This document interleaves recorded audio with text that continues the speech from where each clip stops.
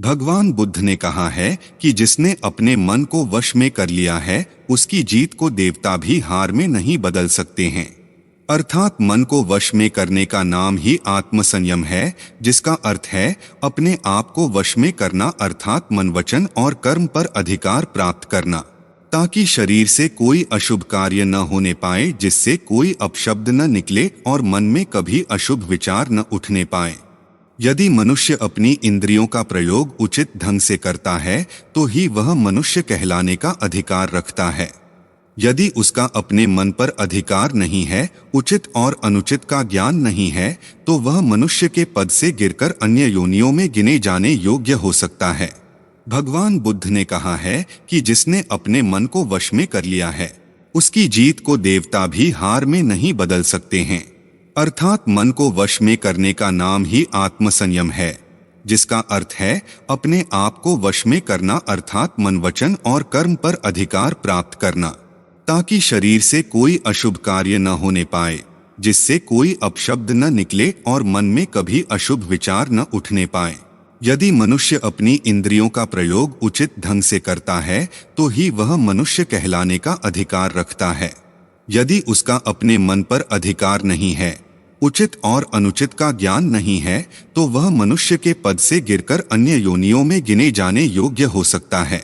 एक कथन है कि हम जैसा सोचते हैं वैसा ही बन जाते हैं। वास्तव में यह विचार नहीं, अपितु विचारों का संसार है।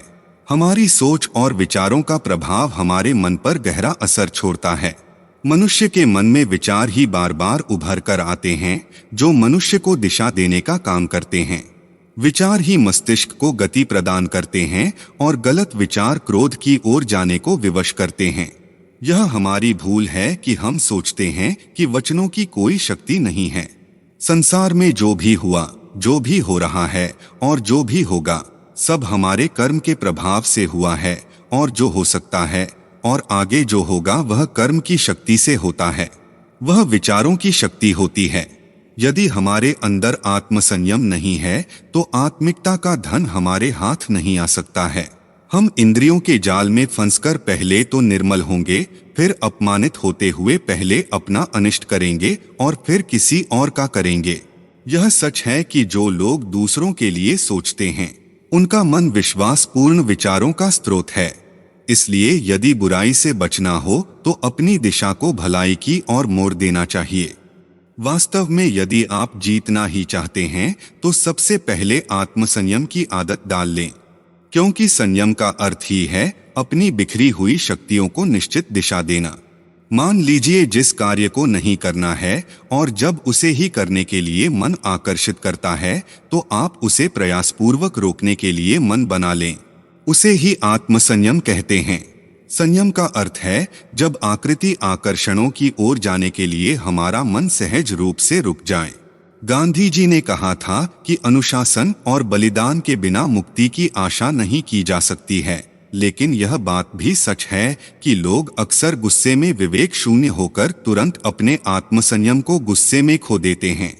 यह सच है कि समय बीतने के साथ लोगों के आत्मसंयम में भारी कमी आई है।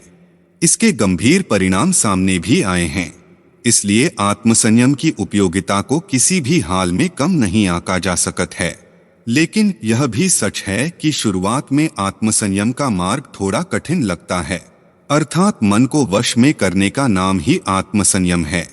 मनुष्य को मिली हुई शक्तियों को निश्चित दिशा देना संयम कहलाता है।